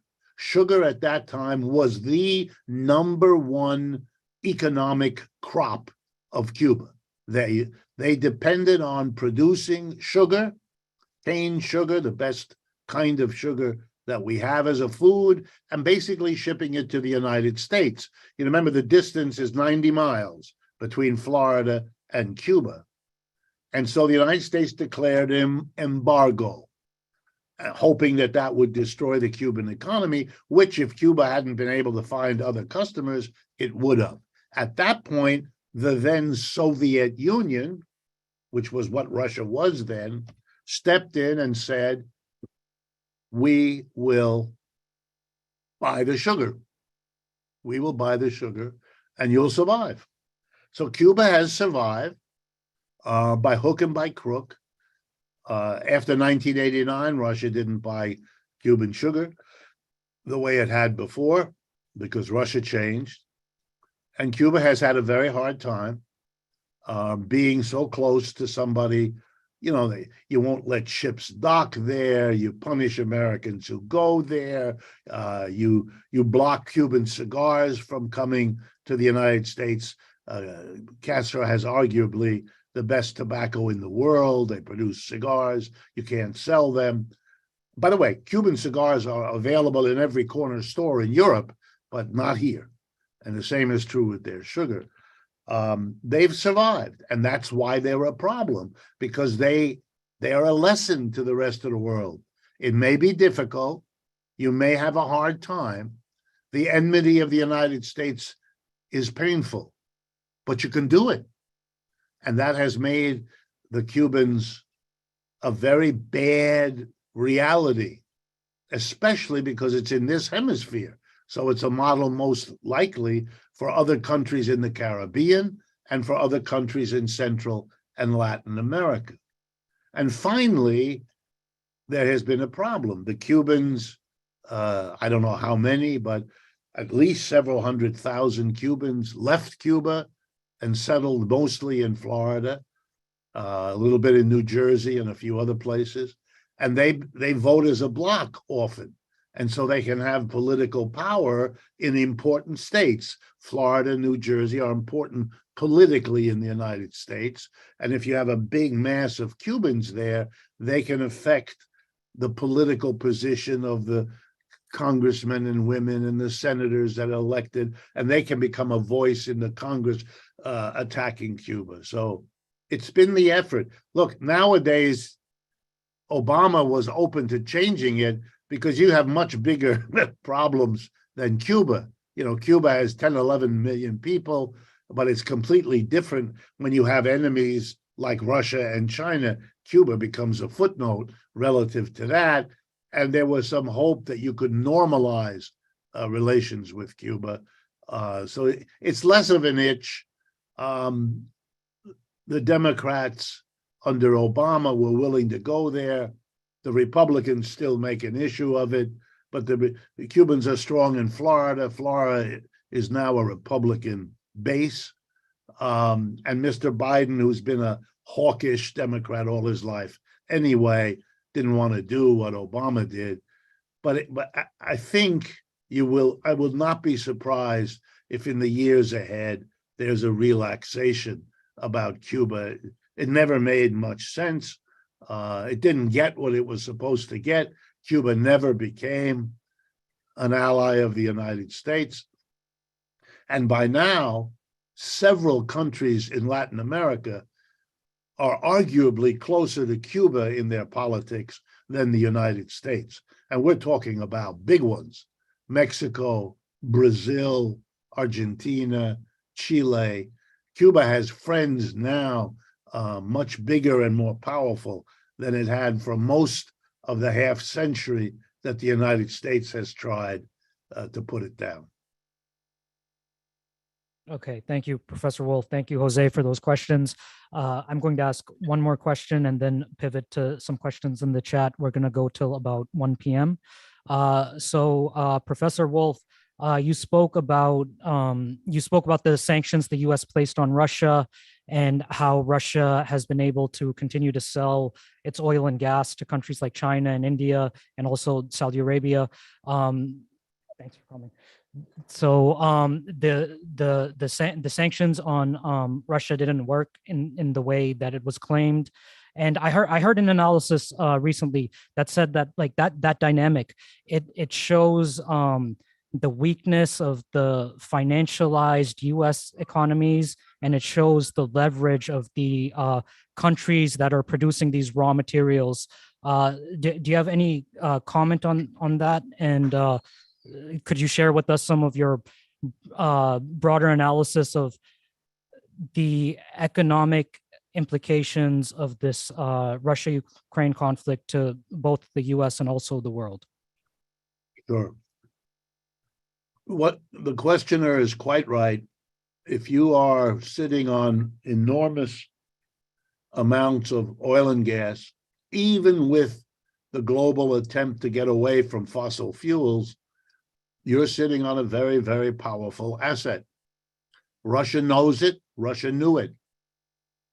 I should explain that when the United States pressured Europe to cut off the inflow of Russian oil and gas, initially, the Europeans were not at all interested in doing this. And it is important that you understand why, because you're going to see news in the next 6 to 12 months, which will otherwise be incomprehensible to you.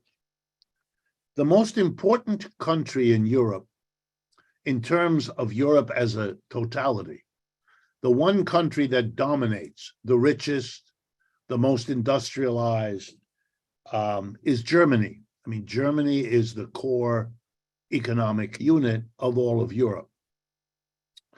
And Germany was the major, not the only, but the major importer of Russian oil and gas. Russian oil and gas was priced very cheap. It meant that German industry, and it's an industrialized country, it's either the most important or the second most important exporter of manufactured goods in the world, this little country in the middle of Europe. They were able to compete around the world because their outputs were based on cheap energy. They could keep the prices of their goods lower than those of their competitors because they had the cheapest possible source of energy to run their factories and machines, namely Russian oil and gas. This started when there was still the Soviet Union. This was going on for decades. The embargo, the sanctions against Russia, which involved the Europeans cutting themselves off. And when the Europeans were hesitant, somebody, and you can guess as well as I can, blew up the pipeline in the North Sea to literally prevent the oil and gas. Even if they could reach the deal, couldn't get there because the pipelines were busted to carry it through. This hurt Germany. This hurt Germany badly. Germany's competitive edge was gone. It has to scramble around the world to get also alternative sources of energy. For example, it now buys liquefied natural gas from the United States, paying 3 or 4 times what it paid for comparable energy from Russia before. This is very bad for Germany, and German industry doesn't like it. For German industry, they don't want these sanctions against Russia. German industry is very powerful. It'll help you explain, if you know about it, why major parts of the German military are against German participation in the Ukraine war. Why all the shenanigans you may have noticed if you read the papers over Germans sending tanks to Ukraine. That's not a dispute about war and tanks. That's a fight about, we don't want to be the enemies of Russia. You know, Germany has invaded Russia twice in the 20th century with devastating results. Russians are very sensitive to watching German tanks rumbling in their direction. Americans don't get this, but if you had ever had that in this country, you would think of it too. So there's opposition. And it isn't just in Germany. For those of you who don't know it, Hungary is on Russia's side in all of this against Ukraine. The Italians, who were with the West, had an election, elected a far right winger, and they're now neutral. They're not going either way. There are a lot of tensions and difficulties in the West around all of this, and it has a lot to do with the disruption of the world economy as a result of the sanctions. I often explain to people there are two wars going on around Ukraine. It's important to keep them separate. One is a military war on the ground, devastating Ukraine, between Russia and a combination of Ukraine and the collective West, led by the United States. Then there's a second war, an economic war, not fought by guns, but by sanctions. The United States and Europe threw a lot of sanctions, prohibitions and punishments against Russia. Russia has thrown back some counter sanctions. And that's a war designed to weaken the Russian economy and thereby weaken the alliance between China and Russia, as I explained before. But the biggest problem here are the divisions in Europe, because if anything, Russia, China, and India have become much closer as a result of the Ukraine war. It hasn't split them, the opposite. Whereas in Europe, you have the facade, they are all unified, they are all giving Ukraine money, they are all sending Ukraine weapons, but there's enormous under the surface conflict. Give you another example. Mr. Biden, desperate to get something through the Congress that he could boast about, got that bill through called Against Inflation and for Recovery, or whatever it was called. But one of the biggest things there was basically a bribe to American corporations, an enormous amount of money, hundreds of billions, if I'm not mistaken, that included massive subsidies to, quote, anybody who would build a microchip factory or more here in the United States. In other words, come to the United States, build your factories here, and we will give you lots of subsidies. So whatever profits you would have gotten, they'll be bigger because we're shoveling you money. Okay, this was designed to show how he was going to help American business, of course, and bring jobs, of course. But the immediate beneficiary are the companies who get the money in their hand. And you can be damn sure they will be as efficient getting that money into the hands of the super rich as they have been doing with every other piece of money that comes their way. Put that aside. The Europeans are apoplectic against Mr. Biden about this. Why? Well, here in European newspapers, and I read them every day, it is referred to as an attempt to deindustrialize. That's their word. To deindustrialize Europe. Why?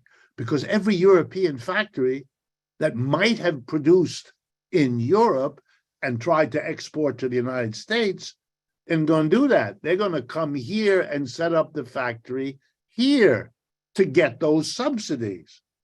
because they know the companies coming here who get big subsidies will be able to lower their price because they're getting these big subsidies and outbid any European who's producing there and doesn't have the subsidies. And Europe doesn't have collectively as much money as the United States to throw at its businesses. So this is a direct attack upon European economies.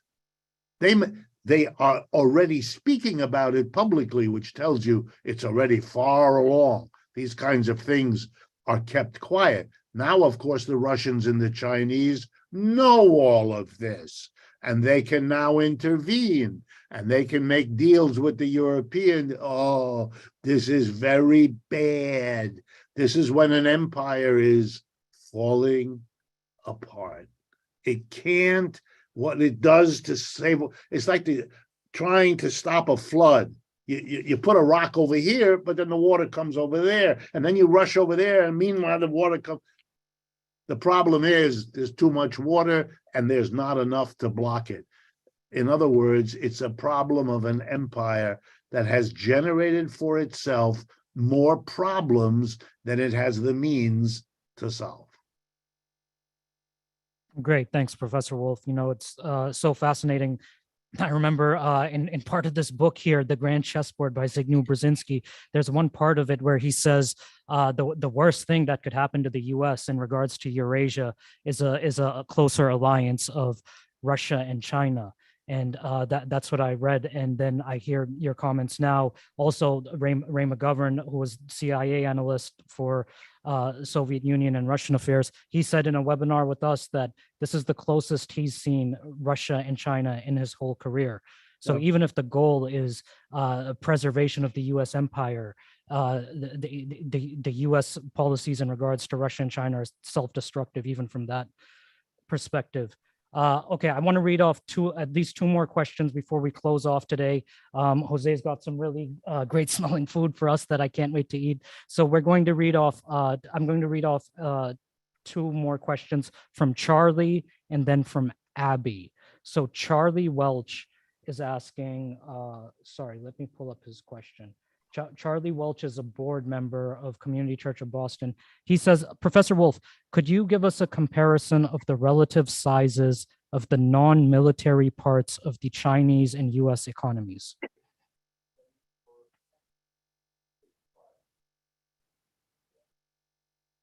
If you're asking for a comparable measure, I'm not even sure that may exist. I don't know the answer to that question. I'm not sure that statistic exists, but I don't know it if it does, because people don't normally measure parts of an economy in that same way. Would be very hard to do, and even if I did it, the influence of the military is really more, I think, what you're probably after. How strong a part of the economy are they? And that's not just captured by how much they produce. It's really captured by their influence. And let me use the United States, which I know much better than China, as an example. We have a remarkable phenomena. We now spend, again, the numbers are fuzzy, but we now spend about $1 trillion out of a $3 trillion budget of the United States government. They spend about $1 trillion on the military. This is staggering, 1/3 of what the government spends. And that includes everything. It's extraordinary. And why does that happen? Well, you might be interested to know that almost every year, the president sends a message to the House of Representatives requesting a certain amount of money in the budget for the military. He is the commander-in-chief, and that's part of his job. And in most years, the Congress allocates to the military more than the military, through the president, has requested. In other words, the elected representatives in the House and the Senate are so eager to do what the military want, to please the military, that they give the military more than the military requests. The military always requests more each year than the year before, but they get even more than they request in each budget, which is why the budget is large. We do know the following. For those of you who've never seen this statistic, think about it. The United States spends more on its military than the next 9 countries combined do. And most of those 9 countries are allies of the United States. The only 2 among them that are not allies are China and Russia. All right. But the United States spends more than China, Russia, and 7 others combined. So there's no contest in terms of who has the overwhelming military superiority, if you like. The Chinese keep quiet about their military, probably because it is much smaller, and of course, because they don't want the United States to know. Although I guess my guess would be the United States knows quite a bit. Why does the United States give so much to the military? Well, long ago, you all remember, because it's repeated all the time, President Eisenhower, upon leaving office, warned the American people to beware of what he called the military-industrial complex, the vast number of businesses in America who produce something that the Defense Department buys, and who therefore depend on the budget of the Defense Department to sell whatever it is they produce. Over the last half century, those factories producing for the military have somehow found their way to exist in every one of the 50 states, which means in every state of the country, there is a core of businesses and workers who have jobs in those businesses that are active endorsers and boosters for the defense budget. It becomes very difficult for congressmen and women or senators to be critical or oppositional to the defense budget, because it will be immediately, that person would be immediately confronted by his or her constituents, good numbers of them, with money from the companies that are affected, pushing against such a politician, hoping to replace him or her with someone who's friendlier to the military. What the military say to these people, how much of all this is coordinated, I don't know. I would be very surprised if it weren't highly and well coordinated. And it will help you to understand why, for example, I'll pick one, Bernie Sanders, with whom I would guess you are comfortable and you appreciate that he's there and the initiatives he's taken. I certainly do. But if you look at his record on defense spending, he's with that defense all the time. He does not. And I suspect he's a man of principle, but I suspect he understands that it would be dangerous for him politically to be an opponent. Beyond, I mean, he makes some critical comments, but he's very careful, very moderated in what he says. And you'll see that across the board, because this is an entrenched process. You know, it's one hand washes the other.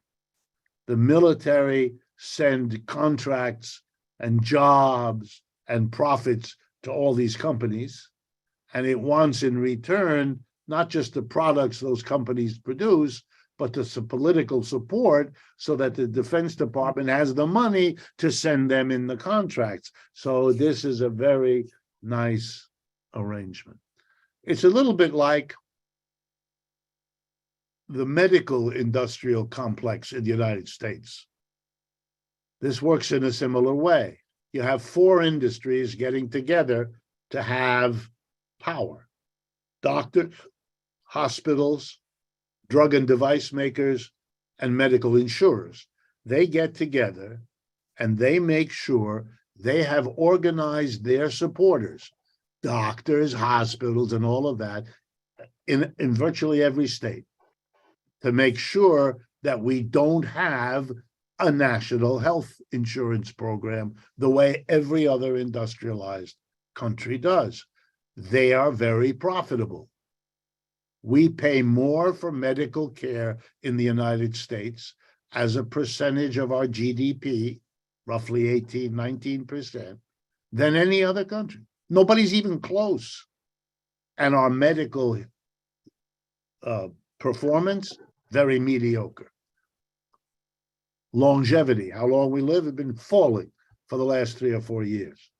Markedly lower than in Cubans, apropos the earlier question, live longer than Americans. They, by the way, have a very good medical system. It's one of the things they excel at.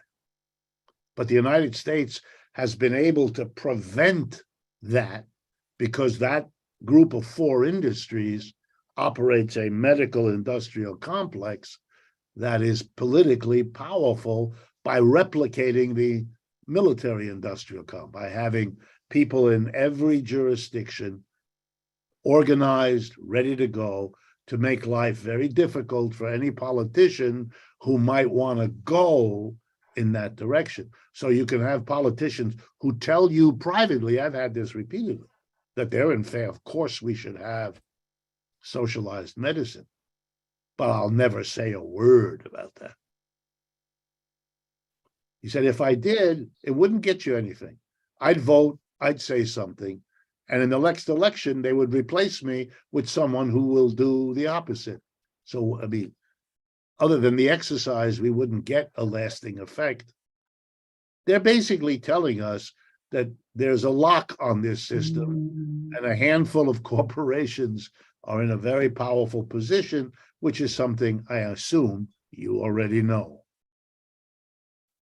Okay, thanks, Professor Wolff. I'm going to read off one last question for today and then just make some very quick closing remarks. So Abby, very committed local activist, Abby writes, she's saying, Professor Wolff, early in your talk, you mentioned the police. What is their role in sustaining the economic structure? Abby thinks they are deployed to keep Black and brown people in place. Can you connect the social and economic purpose that the police serve? Thank you. Yeah, I don't see anything that dissuades me from answering your question the same way I would have answered it 10, 20, 30, 50, 60 years ago, or throughout the history of the United States. The employer class, if it's 1% of our population, that would be 3 million employers. And that would certainly take care of the vast bulk of the employment in this country. That's 1% of the people.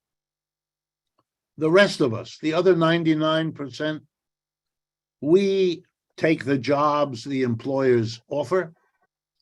We accept, maybe with a little struggle, the wages they give. We pay the prices they charge. This is an interesting system. That this system that works this way, where 1% of the people control the jobs, wages, and prices we pay, that this system calls itself democratic, and that people take that claim seriously, tells you a lot. There is nothing remotely democratic about such a system. A democratic system would make it a democratic decision what the jobs are we all hold, what the incomes are that we get, and what the prices are that we pay. That could be made democratically, should be, if you believe in democracy. This system is not organized that way. But if you organize a system in which a tiny percent of the people have the dominant wealth and the dominant power, you are setting in motion very dangerous attitudes. To be blunt, it means that the other 99% look upon the 1% with a mixture of awe and envy, respect and hatred, support and opposition, bitterness, rage. Of course, each person in the 99% has his or her own mixtures of all of those feelings and still others. But it certainly means that the 1% who have taken, let's remember, taken the profits mostly for themselves, are worried sick about the danger that the deprived 99% will want to come and take some of the wealth of the 1% away. In other words, that the mass of people will want to redistribute the wealth because the initial distribution was so unequal. How is 1% going to protect itself from 99%? How is it going to protect itself from the 5% who are so bitter and so angry they might take it out on a rich person? The answer is, and always has been, the police. The rich people want force, violence, the means for violence, weapons, to be tightly controlled. They want it to be illegal for all kinds of weapons to be publicly owned. They want a small group of people with a monopoly of physical force to be able to guarantee that none of the 99% will be in a position to redistribute wealth by taking my car or invading my home or convincing my workers to go on strike. That's always been the job of the police. And the pretense that the police are there for all of us is just that. It's just a pretense. It's a clever one. It helps confuse people about what the basic purpose of the police is. And it helps to get the mass of people to pay part of the upkeep of the police by using taxes to pay the police. But you can see through it when you notice, when you go into a big store, that the big store is afraid that all the people in the 99% who come through the doors of that store and are confronted with all of the things they can't afford to buy will take matters into their own hands and stuff something in their back pocket or under their coat. And so they need the police there. But there aren't enough police to do that. So you know what the stores do? They hire their own police. So what you see in the store is a private police operation. And they're there, and now there's no need to pretend. They're there to keep the masses of people from redistributing the wealth by putting it inside their coat. And they're there as the police doing that job. You don't ask those people for directions. You don't ask those people to help you get your cat out of the tree. You understand that they're there partly in uniform, partly not, to prevent you from stealing. That's their number one job. And that's basically the job of the police, in or out of uniform, in or out of the store. They don't want the mass of people to be in a position to redistribute the wealth. And you know, those policemen are in danger. Why? because the most upset of all of us, we can't reach the rich people at the top. We can only reach the cop walking down the street late at night, maybe by himself. And all the accumulated bitterness and rage come out on that cop. And that poor cop is stuck in a system he doesn't want to be. He can't solve the problems of 1% versus 99%. And to stick him in the middle is to put him in an impossible position, fraught with bitterness, anger, rage, and violence. I am in no way justifying the violence of the police. But the problem of the violence of the police is the surface of a deeper problem. If we didn't distribute wealth so unequally in the first place, we would not be tearing ourselves apart over the redistribution of the wealth. If we distributed it more equally, there wouldn't be the bitterness, the rage, and the envy on anything like the scale we have.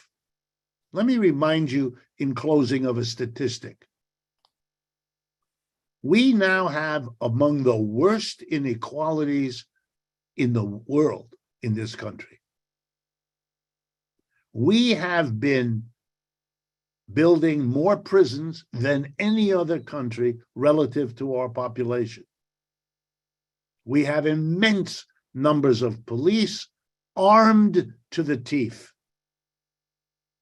And we have one of the worst crime records anywhere. It isn't working. Policing doesn't solve the problem. It keeps a lid on it. It might be worse without them, but it could be so much better if we didn't need them because we distributed in a way which took care of people's basic needs, so that the differences between some of us and others were never of the sort to drive anybody to extreme behavior. Many other countries have managed that. That's why in many countries, the police don't even carry lethal weapons. Or if they carry them, they never use them. There's no other country I'm aware of in which shootings happen as regularly as in this country, and as if police killing of people happens like this. We have more prisons. It isn't working. These measures, expensive and horrible, didn't work. Just like our medical system doesn't work. We spend more than anybody else, and our results are mediocre compared to everybody else. You wouldn't continue to buy something that was more expensive than the alternatives, but less effective than most of them. You'd wonder, either I get something better or I pay less, but I can't continue to be trapped like this. You are. And it will continue as long as you permit it to, and no longer. Thank you again for the invitation. I end up sounding like a minister. I guess I'm adjusting to the environment. I didn't mean to. My hope is that you can take what I've been able to share, that I've studied and I've learned about, and share it with others. That in the long run and the short run is the best chance we have to change the situation. Thank you so much, Professor Wolff. Thank you, Abby. Thank you, everyone who's with us right now. This is Community Church of Boston. We've had over 100-year history. Dr. Martin Luther King has spoken with the Community Church of Boston. Rosa Parks has spoken with us. And today we had Professor Richard Wolff with us. Professor Wolff, everyone can follow Professor Wolff. They could search him on the internet, on YouTube. Professor Wolff is everywhere. He has a show, Democracy at Work, weekly economic updates. I follow his economic and geopolitical analysis very closely, and he also has a lot of books people can purchase. I also listened, Professor Wolff, to your talk you gave at Community Church of Boston, I think 2 years ago, and you mentioned how you used to come here as a student sometimes. Right. So it's really cool that you are keeping up this tradition of really great speakers speaking at the church. So I just want to say to everyone, thank you again so much for joining us. It's an honor to me to even be here, to even have this opportunity. So thank you for listening. And Professor Wolff, do you have any last closing words you want to leave the Community Church of Boston with? No, the only thing I would do, and you perhaps have it on the screen anyway, we maintain 2 websites where you can follow anything and everything we do if you're at all interested. One of them is democracyatwork.info. Very simple, all one word, democracyatwork.info, I-N-F-O. And the other one is my name, R.D. Wolff, spelled W-O-L